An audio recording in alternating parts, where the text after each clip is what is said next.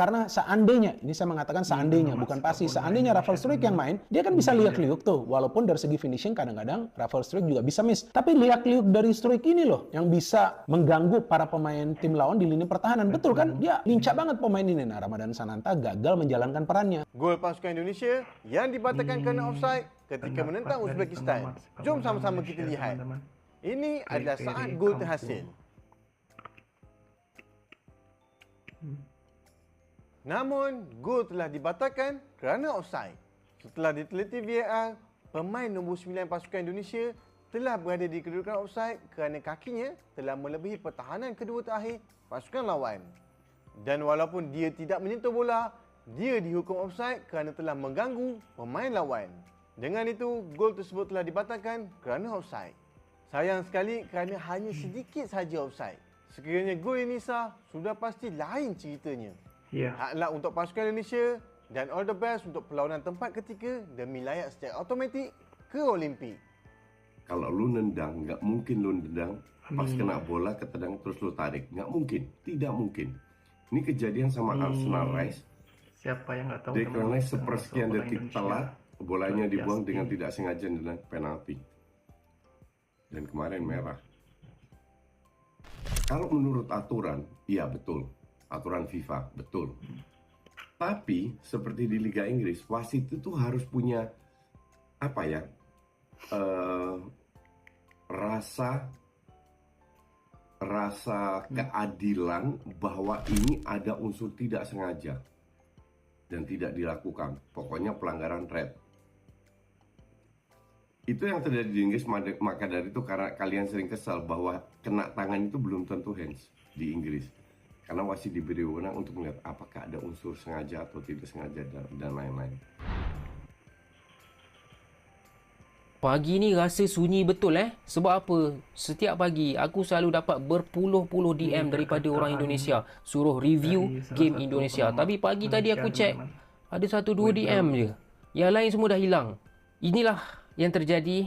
Aku faham orang Indonesia sedang bersedih sekarang, sedang kecewa apabila melihat Indonesia Under-23 dikalahkan Uzbekistan semalam. Okay, so walaupun tak ramai orang DM kali ni, tapi aku nak review juga game semalam. Betul ke wasit punca segala-galanya Indonesia gagal ke final? Bila tengok game semalam, adakah wasit memang betul-betul curang terhadap tim Indonesia?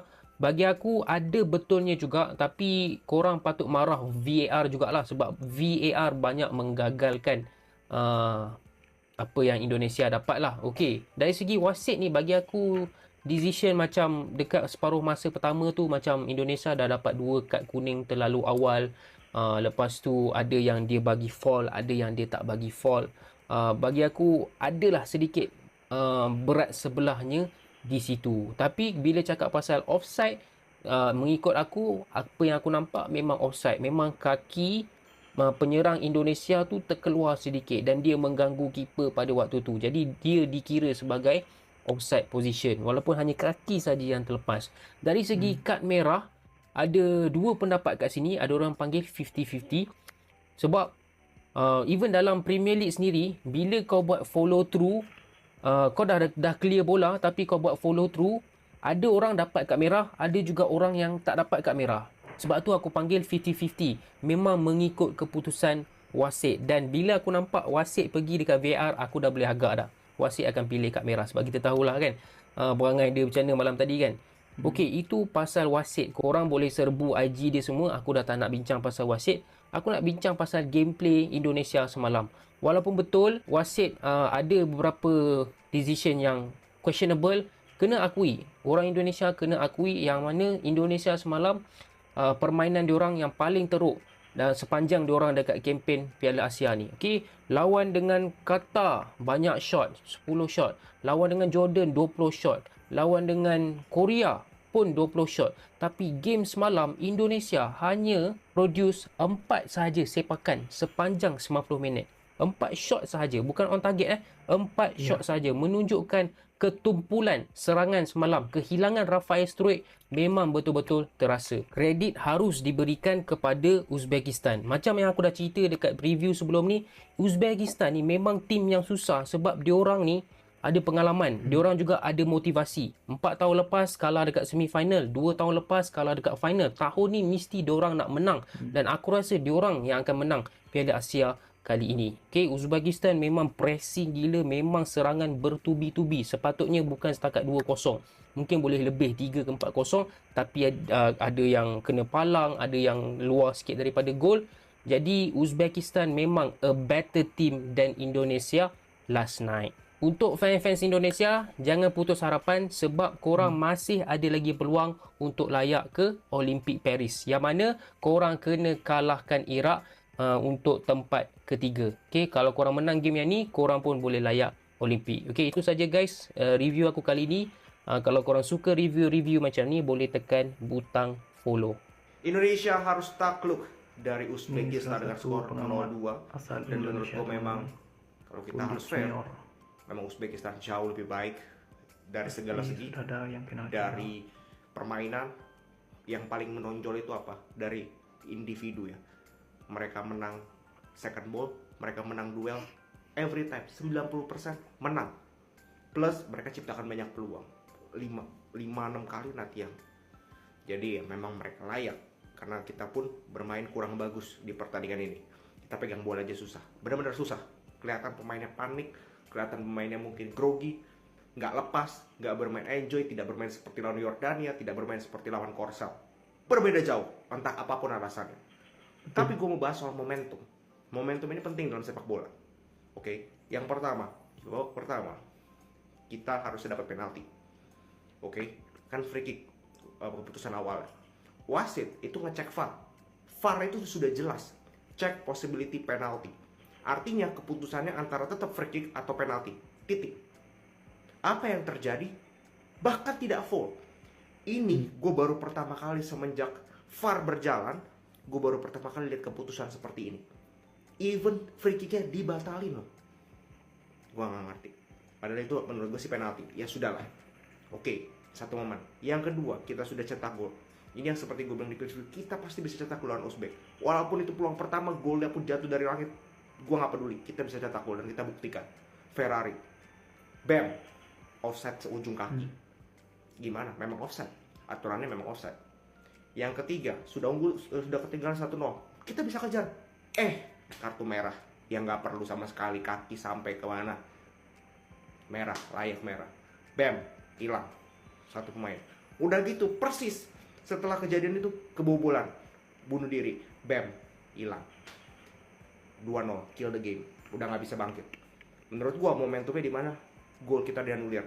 Kelihatan pemain mentalnya drop, udah kebawa emosi. Terlebih Uzbekistan, pemainnya kebanyakan drama. Pemain kita kepancing, mainnya udah nggak stabil, udah hancur-hancuran. Case close. Nah, menurut gua that's okay. That's okay. Mereka nggak lolos ke Olimpiade, amit-amit nggak lolos Olimpiade. Mereka sudah berjuang luar biasa. Target mereka sudah terlampaui. Jadi menurut gua harus diapresiasi. Itu yang pertama. Yang kedua, kan masih ada perebutan juara 3. Kalaupun juara 3 kita nggak menang, masih ada lawan Guinea. Jadi masih banyak kesempatan kita. Nggak usah terlalu emosional, sedih atau apa. Nggak usah terlalu sampai ngebully Arhan, nyerang 1-2 pihak. Nggak usah. Itu bukan solusi. Itu justru menambah beban pikiran mereka. Biarkan mereka fokus ke laga nanti. Memang kerugian Rido nggak bisa main, tapi kan Strike sudah bisa main. Strike ini penting, kelihatan tadi kan Sanata nggak bisa apa-apa. Kalau Strike mungkin bisa lebih mobile, itu juga dibutuhkan. Jadi gua rasa kita masih punya peluang lolos ke Olimpiade. Entah nanti di perebutan peringkat 3 atau nanti lawan Guinea. Jadi santai, just slow, oke? Ini bukan akhir. Dan terlepas dari apapun itu, gua rasa perjuangan timnas Indonesia U23 sampai sejauh ini sudah sangat luar biasa. Salut untuk semua komponen, PSSI, pelatih, pemain, supporter. Kalian sudah luar biasa. Kita coba tuntaskan di peringkat ketiga. Kalau tidak selesai pun di playoff. Gue yakin kita bisa.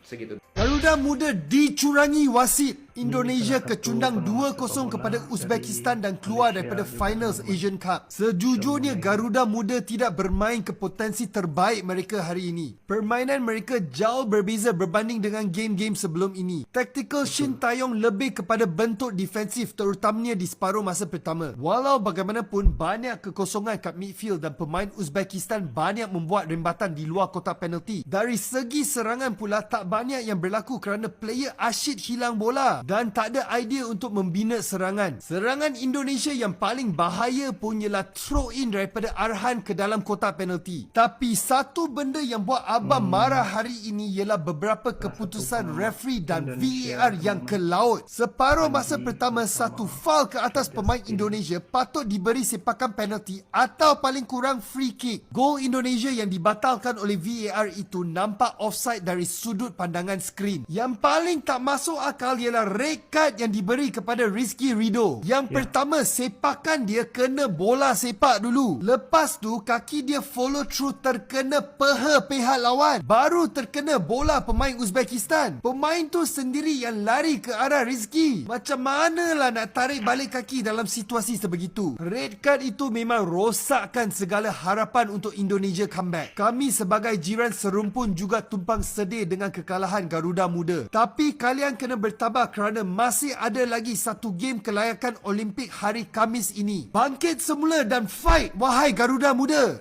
Di satu sisi kita juga mengunderestimate menurut gue Uzbek ya. Gue melihat Uzbek ini bahkan lebih bagus daripada Arab Saudi yang kemarin dia kalahin kan. Dari U23-nya, kalau level senior mungkin Arab lebih jago. Tapi U23 ini gue lihat cara main yang mereka bisa main change side, bisa melebihi memanfaatkan space yang Passingnya ada. itu akurat. Passingnya akurat, long ball-nya. Yang kita passing biasa passing akurat, tapi kemarin itu benar-benar amburadul. Benar-benar nggak bisa pegang bola lebih dari 3 detik. Iya benar-benar. Keluar dari tekanan nggak bisa. Kemarin itu parah banget. Dan Hernando Ari hari ini main Temen jelek gue ya. WhatsApp, dia nggak pernah nonton. Kan gue bilang, gila Indonesia mainnya belang. Dia nonton juga. Ini main kayak apa nih, dia bilang. Gue bilang, Udah panik semua. ini paling jelek. Iya. Jadi lu nonton next time lagi. Jangan nonton match ini. Dan tadi Hernando Ari sebenarnya nggak tampil jelek ketika kebobolan. Tapi dari mainnya dia passing, tadi menurut gue kayak Onana di MU ya. Indonesia bawah 23 tahun tewas 2-0 kepada pasukan Uzbekistan dalam saingan separuh akhir Piala Asia bawah 23 tahun. Terus terang, aku rasakan pasukan Uzbekistan mendominasi perlawanan tersebut. Walaupun Uzbekistan mendominasi perlawanan, Indonesia sebenarnya ada peluang untuk menjaringkan gol dalam perlawanan ni. Indonesia masih lagi ada peluang untuk layak secara automatik ke Sukan Olimpik jika meraih tempat ketiga. Tempat keempat akan melalui satu lagi perlawanan play-off menentang pasukan dari Afrika. Jom kita tengok dua keputusan penting yang dibuat oleh pengadil dalam perlawanan ini. Insiden yang pertama, gol Indonesia yang dibatalkan pengadil kerana offside. Insiden yang kedua pula melibatkan seorang pemain Indonesia yang dilayangkan kad merah. Okey, insiden yang pertama, kalau kita tengok angle ni, betul ke offside? Sebab ada argument mengatakan satu angle ni tak cukup untuk menunjukkan penyerang itu berada dalam keadaan offside atau tidak. Kalau kita berbalik kepada angle ini sahaja, memang penyerang itu berada dalam sedikit kedudukan offside dan penyerang tu memang ada macam membuat gangguan lah terhadap pertahanan itu sewaktu bola dimainkan. Untuk aku, insiden kad merah tu 50-50. Pemain Indonesia tu sebenarnya tak ada niat pun nak menyepak pemain Uzbekistan tu. Rizky Ridho sebenarnya berniat untuk clear bola, tapi follow through tu yang mengenai ataupun tendangannya mengenai pemain Uzbekistan. Lepas tu, bila kita tengok VAR, insiden tu akan nampak lebih teruk dalam keadaan slow motion. Susah kita nak argue kalau referee atau pengadil tidak keluarkan kad merah. Apa-apa pun, aku rasa penyokong Indonesia patut merasa bangga dengan pasukan Indonesia ini. Jadi itulah teman-teman perkataan dari pengamat sepak bola Indonesia Malaysia tentang kekalahan timnas Indonesia melawan timnas Uzbekistan teman-teman. Harus diakui teman-teman, ini adalah pertandingan terburuk timnas kita yang sebelumnya kita menguasai pertandingan, mempunyai banyak peluang. Sekarang kita hanya mempunyai 4 shot on target teman-teman.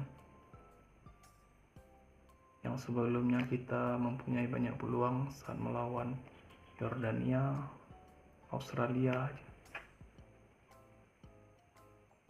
Sekarang pemain kita seperti bermain tidak percaya diri, bermain grogi, penguasaan bola kalah. Memang harus diakui teman-teman, timnas Uzbekistan bermainnya sangat bagus, mempunyai banyak peluang. Untung kita hanya bisa dia cetak 2 gol teman-teman. Memang mereka layak menang. Di sisi lain, memang kita kecewa juga sama kepemimpinan wasit. Tapi bagaimana lagi teman-teman? Itulah pertandingan. Tapi kalau menang, memang Uzbekistan lah yang menang teman-teman. Harus diakui itu. Tapi peluang Indonesia masih ada teman-teman untuk memperebutkan tiket Olimpiade di Paris, yaitu memperebutkan urutan 3 terbaik teman-teman. Nanti hari Kamis kita menghadapi Irak untuk menentukan kita bisa lolos ke Olimpiade teman-teman, dengan cara kita harus memenangkan pertandingan. Mudah-mudahan timnas kita bangkit percaya diri lagi teman-teman, melupakan kekalahan melawan Uzbekistan. Amin. Jadi sekian dulu teman-teman. Maaf kalau ada salah kata. Assalamualaikum warahmatullahi wabarakatuh.